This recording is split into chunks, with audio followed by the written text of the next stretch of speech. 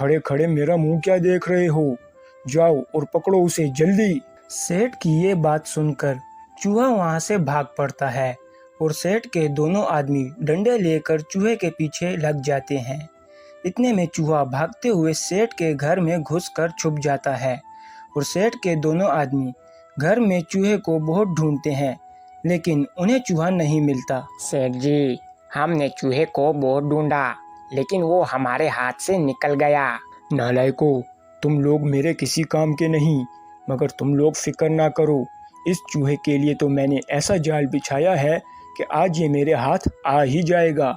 सेठ के आदमियों के जाने के कुछ देर बाद चूहा सेठ के घर में जहाँ छिपा होता है वहाँ से बाहर निकल आता है। अरे आज तो बाल बाल बच गया, वरना ये जालिम सेठ आज मुझे अपने आदमियों से मरवा के ही छोड़ता। अब बस जल्दी जल्दी कुछ खाने का ढूंढता हूँ और अपना पेट भर के यहाँ से निकलता हूँ, कहीं सेठ के वो आदमी फिर से ना आ जाएं। ये बोलने के बाद चूहे को सेठ के घर में कुछ अनाज के दाने पड़े दिखते हैं। चूहा फौरन उन अनाज के दानों के पास पहुंच जाता है। अरे वाह, इतने सारे अनाज के दाने, इनसे तो मेरा पेट बहुत अच्छी तरह भर जाएगा। चूहा जैसे ही अनाज का एक दाना खाने लगता है, इतने में अचानक से ऊपर से एक पिंजरा चूहे पर आ गिरता है। अरे ये क्या, ये पिंजरा कहाँ से आया? आज तो मैं सेठ के जाल में फंस ही गया, अब मेरा क्या होगा? चूहे के फंसने के थोड़ी देर के बाद सेठ जैसे ही अपने घर में घुसता है तो उसकी नज़र पिंजरे में फंसे हुए चूहे पर पड़ती है। हा हा हा हा, अरे वाह, आखिर तुम आज मेरे जाल में फंस ही गए। अब तेरा क्या होगा चूहे? सेठ, मुझे जाने दो, आखिर मैंने तुम्हारा क्या बिगाड़ा है? क्या बोले? तुमने मेरा क्या बिगाड़ा? हाँ, तुम और तुम्हारे साथी रोज मेरे खेतों से अनाज चोरी करके खाते हो और अब तुम मुझसे बोल रहे हो कि तुमने मेरा क्या बिगाड़ा? अरे सेठ, तुम्हारे इतने बड़े अनाज के खेतों में से अगर थोड़ा सा अनाज हमने खा लिया तो क्या हुआ? अच्छा, एक तो चोरी, ऊपर से सीना जोरी, मुझसे बहस करते हो।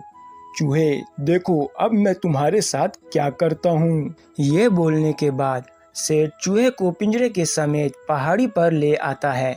लो चूहे, अब तक तुम मेरा अनाज चोरी करके उसका मजा चखते रहे, आओ अब तुम इस पहाड़ी से गिरकर मौत का मजा चखो। देखो सेठ, मुझे जाने दो, वरना तुम बहुत पछताओगे। मैं गांव के सभी चूहों का सरदार हूँ। अगर मेरे साथी चूहों को ये पता चला कि तुमने मुझे ऐसे मार दिया है तो वो तुम्हें कहीं का भी नहीं छोड़ेंगे। अरे जाओ जाओ, तुम पिद्दी से चूहे, आखिर मेरा क्या ही बिगाड़ लोगे। ये बोलने के बाद सेठ चूहे के पिंजरे को पहाड़ी से नीचे फेंक देता है। चलो अच्छा हुआ, एक मुसीबत तो कम हुई, बाकी चूहों को भी बिल्कुल ऐसे ही पकड़ूंगा। अब जल्दी से जाता हूँ और गुड्डू से अपने उधार के पैसे वापस मांगता हूँ। इस सब के बाद सेठ अपने आदमियों के साथ मिलकर गुड्डू की तरफ रवाना हो जाता है। गुड्डू एक गरीब और मेहनतकश किसान होता है जो कि गांव में अपनी बीवी के साथ रहता है और अपने खेतों का अनाज बेचकर ही वो अपना गुजर बसर करता है। लेकिन एक बार गुड्डू की अनाज की फसल को कीड़ा लग जाता है, जिसकी वजह से गुड्डू की सारी अनाज की फसल और मेहनत ज़ाया हो जाती है और गुड्डू के पास घर का खर्च चलाने के लिए पैसे ना होने पर गुड्डू सेठ से कुछ पैसे उधार लेता है और सेठ से वादा करता है कि अगली फसल उगाने पर अनाज बेचकर वो सेठ को उसका कर्ज वापस लौटा देगा। गुड्डू, अरे ओ गुड्डू, कहाँ हो? जरा सामने तो आओ। इतने में गुड्डू अपने घर से निकलकर सेठ के पास आता है। जी सेठ जी, क्या आपने मुझे बुलाया? हाँ गुड्डू, इस बार तुम्हारी फसल बहुत अच्छी हुई है, तो बताओ तुम मेरे उधार के पैसे कब लौटाओगे? सेठ जी, मैंने अपनी फसल का सारा अनाज निकाल कर बोरियों में जमा कर लिया है, बस अब कल जाकर मैं बाजार में सारा अनाज बेच आऊंगा और आपका उधार वापस लौटा दूंगा। तो ठीक है गुड्डू, अगर कल तक तुमने मुझे मेरे पैसे ना लौटाए तो मैं तुम्हारे खेत और तुम्हारा घर, तुम्हारी सारी जमीन पर कब्जा कर लूंगा। ये बोलने के बाद सेठ वहाँ से अपने आदमियों के साथ वापस चला जाता है। सुनो, कुछ भी करके तुम दोनों को आज गुड्डू के घर से सारी अनाज की बोरियां चोरी करके लानी होंगी। क्या सेठ जी, अगर हमने गुड्डू का अनाज चोरी कर लिया तो वो आपका उधार कैसे लौटाएगा? अरे यही तो मैं चाहता हूँ कि गुड्डू मेरा उधार वापस लौटा ही ना पाए। सेठ जी, मगर ऐसा क्यों? बेवकूफो, उसके खेत और घर की जमीन के सामने मेरे दिए हुए थोड़े उधार के पैसों की कोई अहमियत नहीं। बस मैं यही चाहता हूँ कि उसके थोड़े से उधार के बदले में मैं उसकी सारी जमीन पर कब्जा कर लूँ। ओह, तो ऐसा है। सेठ जी, आप तो बहुत समझदार हो। हा हा हा हा, तभी तो सब मुझे सेठ कहते हैं। बस मैंने जैसा बोला है बिल्कुल वैसा ही करना और आज जाकर गुड्डू का सारा अनाज लूट लेना। ठीक है सेठ जी, जैसा आप कहें। अब रात हो जाती है। गुड्डू अपने घर में आराम से सो रहा होता है। इतने में पीछे से सेठ के दोनों आदमी आते हैं और चुपचाप गुड्डू के घर से सारा अनाज निकाल कर बैलगाड़ी पर रखते हैं और वहां से चुपचाप निकल जाते हैं। अरे बेगम, यहाँ से सारी अनाज की बोरियां कहाँ गईं? कल सब अनाज की बोरियां यहीं तो पड़ी थी। आखिर रातों रात अनाज की बोरियां गई कहाँ? अरे बेगम, हम लुट गए, हम तो बर्बाद हो गए, हमारा सारा अनाज चोरी हो गया। अब मैं सेठ का उधार कैसे लौटाऊंगा? अब तो सेठ मेरी सारी जमीन पर कब्जा भी कर लेगा। इतने में सेठ अपने आदमियों के साथ गुड्डू के घर पहुंच जाता है। चलो गुड्डू, लाओ मेरे उधार के पैसे वापस करो। मुझे माफ कर दो सेठ जी, रात को मेरे घर से सब अनाज की बोरियां चोरी हो गई। अभी तो मैं आपको उधार वापस नहीं कर पाऊंगा। बस मुझे थोड़ा सा वक्त और दे दो सेठ जी। देखो गुड्डू, ये ड्रामेबाजियां किसी और के साथ करना। अपना सारा अनाज बेचकर मुझे तुम अनाज चोरी होने का बोल रहे हो और मेरे उधार के पैसों को तुम हड़पना चाहते हो, लेकिन मैं ऐसा होने नहीं दूंगा। अभी के अभी मेरा उधार वापस लौटाओ, वरना तुम और तुम्हारी बीवी ये घर छोड़कर अभी के अभी यहाँ से चलते बनो। सेठ जी, मैं सच बोल रहा हूँ, सारा अनाज चोरी हो गया है। लगता है तुम मेरा उधार वापस देना ही नहीं चाहते। अभी के अभी घर खाली करो और अब से तुम्हारी सारी जमीन मेरी। आदमियों, अगर ये अभी के अभी यहाँ से न जाए तो इसकी हड्डियाँ तोड़ दो। चलो गुड्डू, हमें यहाँ से जाना चाहिए। वैसे भी हम अब इस सेठ का उधार नहीं लौटा सकते और मैं नहीं चाहती कि इस जालिम सेठ के आदमी तुम्हें मारकर हमें और नुकसान पहुँचाएं। इस सब के बाद बेचारा गुड्डू अपनी बीवी को लेकर वहाँ से चला जाता है। गुड्डू, हम घर छोड़कर तो आ गए, लेकिन अब हम कहाँ रहेंगे? हमें अब बस पहाड़ी के पास जाकर एक झोंपड़ी बनाकर उसी में रहना होगा और कुछ तो हम अब कर भी नहीं सकते। गुड्डू और उसकी बीवी पहाड़ी के पास अपने रहने के लिए एक छोटी सी झोंपड़ी बनाते हैं। गुड्डू, झोंपड़ी तो बन गई, लेकिन हमें खाने का भी तो कुछ बंदोबस्त करना होगा। तुम यहीं रुको, मैं जाकर देखता हूँ, शायद यहाँ कहीं कोई फलों का दरख्त मिल जाए। ये बोलकर गुड्डू अपने लिए खाने की तलाश में निकलता है तो इतने में उसे उसका दोस्त राजू मिलता है। अरे राजू, कैसे हो? बहुत वक्त के बाद दिखे, कहाँ हो आजकल? गुड्डू, मैं बिल्कुल ठीक हूँ। असल में मैं किसी काम के लिए शहर गया था और आज ही गांव वापस आया हूँ। तुम सुनाओ, तुम कहाँ जा रहे हो? तो गुड्डू राजू को सारी बात बताता है कि कैसे सेठ का उधार वापस न लौटा पाने की वजह से वो अपने घर और खेतों से हाथ धो बैठा। अरे गुड्डू, ये तुमने क्या किया? वो सेठ बहुत जालिम है, वो सबके साथ ऐसा ही करता है। सेठ जिसको भी उधार देता है फिर उसके साथ कुछ न कुछ ऐसा करता है जिसकी वजह से वो वक्त पर उधार ना लौटा पाए और सेठ चंद पैसों के बदले उसकी सारी जमीन ले ले। यकीनन तुम्हारी अनाज की चोरी भी सेठ ने ही करवाई होगी ताकि तुम उसका उधार वक्त पे ना लौटा पाओ और तुम्हारी जमीन पर सेठ कब्जा कर ले। काश ये सब मुझे पहले पता होता तो मैं सेठ से उधार ही न लेता। फिलहाल तो मेरे पास खाने को भी कुछ नहीं है। क्या? ऐसा करो, तुम यहीं रुको, मैं अभी अपने घर से कुछ खाने को लाता हूँ। ये बोलकर राजू वहाँ से चला जाता है और थोड़ी देर के बाद राजू अपने घर से खाना लाकर गुड्डू को देता है। मेरी मदद करने के लिए तुम्हारा बहुत शुक्रिया राजू। अब मैं चलता हूँ, मेरी बीवी मेरा इंतजार कर रही होगी। ये बोलकर गुड्डू खाना लेकर वापस रवाना हो जाता है। इतने में गुड्डू की नज़र रास्ते में पड़े एक पिंजरे पर पड़ती है, जिसमें एक चूहा बहुत जख्मी हालत में पड़ा होता है।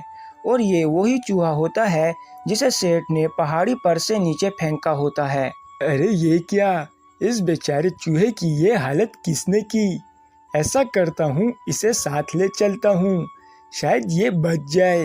ये बोलने के बाद गुड्डू खाना और चूहे का पिंजरा लेकर अपनी झोंपड़ी पहुँच जाता है। अरे गुड्डू, तुम आ गए, और ये तुम अपने साथ क्या लाए हो?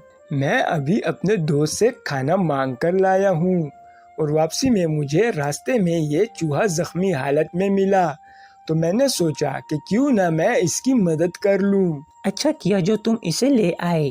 चलो अब मैं इस चूहे को दवा लगाती हूँ ताकि ये जल्दी ठीक हो जाए।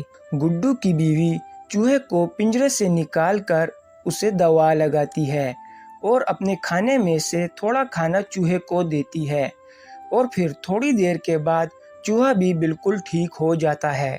मेरी मदद करने के लिए तुम दोनों का बहुत शुक्रिया। कोई बात नहीं दोस्त, जब भी कोई मुसीबत में हो तो हमें उसकी मदद करनी चाहिए। तुम दोनों तो सच में बहुत ही अच्छे हो, मगर मैं यहाँ इस गांव में बहुत वक्त से रह रहा हूँ, लेकिन पहले तो यहाँ मैंने कोई झोंपड़ी नहीं देखी थी। लगता है तुम दोनों यहाँ नए आए हो। फिर गुड्डू चूहे को सारी बात बताता है। गुड्डू की बातें सुनने के बाद चूहे को सेठ पर और भी ज्यादा गुस्सा आता है। क्या तुम्हारे साथ भी उस जालिम सेठ ने इतना बुरा किया? मेरा ये हाल करने वाला भी वो जालिम सेठ ही है। लेकिन तुम लोग फिक्र ना करो, मैं यहाँ के सब चूहों का सरदार हूँ और यहाँ का हर चूहा मेरी बात मानता है। मैं अपने साथी चूहों के साथ मिलकर उस सेठ का ऐसा हाल करूँगा कि वो खुद तुम्हारी जमीन तुम्हें वापस करेगा। बस तुम देखते जाओ। ये बोलकर चूहा वहाँ से चला जाता है और अपने साथियों को इकट्ठा करता है और उन्हें सारी बात समझा देता है। तो ठीक है साथियों, अब हम उस सेठ के गोदाम और खेतों में अनाज का एक दाना भी नहीं छोड़ेंगे और उस सेठ का जीना मुश्किल कर देंगे। तुम सब अपने अपने जान पहचान के सब चूहों को यहाँ बुला लो।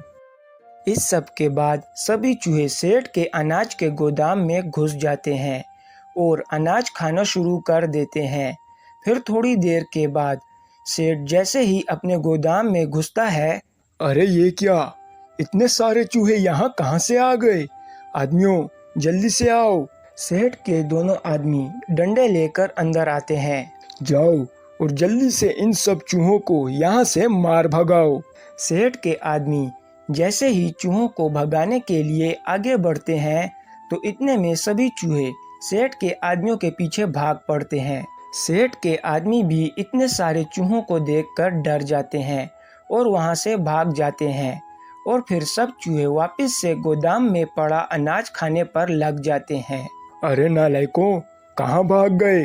अब इन चूहों को यहाँ से कौन भगाएगा? इतने में सेठ के आदमी वापस आते हैं और सेठ से बोलते हैं, सेठ जी, हमें अब आपकी नौकरी नहीं करनी। इतने सारे चूहों को भगाना हमारे बस की बात नहीं। मैं तो आपसे भी ये कहता हूँ कि आप भी यहाँ से भागो, कहीं ये सब चूहे मिलकर आप पर भी हमला ना कर दें। ये बोलने के बाद सेठ के आदमी सेठ को छोड़कर चले जाते हैं और सेठ वहाँ अकेला रह जाता है। इतने में चूहे गोदाम का सारा अनाज खत्म कर देते हैं और वहाँ से निकलकर सभी चूहे सेठ के अनाज के खेतों में चल पड़ते हैं। अरे ये क्या, मेरे गोदाम के अनाज को खत्म करने के बाद अब ये सब मेरे खेतों को तबाह करना चाहते हैं। अब मैं क्या करूँगा? मैं तो बर्बाद हो जाऊँगा। ये सब बोलने के बाद सेठ वहीं रोने लग जाता है। इतने में सरदार चूहा सेठ के सामने आता है। क्यों सेठ, मैंने कहा था ना, मुझे जाने दो वरना पछताओगे। अरे ये तो वही चूहा है जिसे मैंने पहाड़ी से फेंका था, लेकिन ये अब तक जिंदा कैसे है? हाँ हाँ हाँ हाँ, तुम्हारे मुझे पहाड़ी से फेंकने के बाद मैं बहुत जख्मी हो गया था, पर एक भले आदमी ने आकर मेरी मदद की और मुझे मरने से बचा लिया। क्या? और मुझे तो लगता है ये सब तुम्हारा ही किया धरा है। हाँ, मैंने कहा था ना कि मैं चूहों का सरदार हूँ। यहाँ के सभी चूहे मेरी हर बात मानते हैं। देखो, मुझे माफ करो, वैसे भी तुम चूहों के सरदार हो। अगर तुम इन चूहों को मना करोगे तो ये मेरे खेतों को ऐसे बर्बाद नहीं करेंगे। ठीक है, मैं इन्हें मना करता हूँ, मगर मेरी भी कुछ शर्तें हैं। क्या? कैसी शर्तें? मैं तुम्हारी हर शर्त मानने को तैयार हूँ, बस इन्हें रोको। तो ठीक है, जितने भी गांव वालों की जमीनों पर तुमने कब्जा किया है, तुम्हें उन सब की जमीनें उन्हें वापस लौटानी होंगी। और तो और, जो उधार तुमने उन्हें दिया था वो उधार भी माफ करना होगा। हाँ हाँ ठीक है, मैं बिल्कुल ऐसा ही करूँगा। अब तो इन्हें रोको। हाँ, और अपने अनाज के खेतों में से हमें थोड़ा सा अनाज खाने की इजाजत भी देनी होगी। हाँ हाँ, तुम्हारी शर्तें मुझे कबूल हैं। अब बस इन्हें रोक दो, वरना मैं बर्बाद हो जाऊंगा। ठीक है, रुको साथियों, बस अब बहुत हुआ।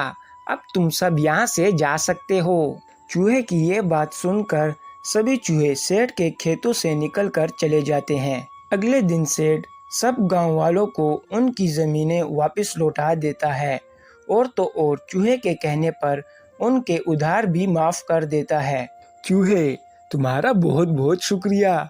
आज तुम्हारी वजह से मुझे मेरा घर और मेरे खेत वापस मिल गए। अरे कोई बात नहीं,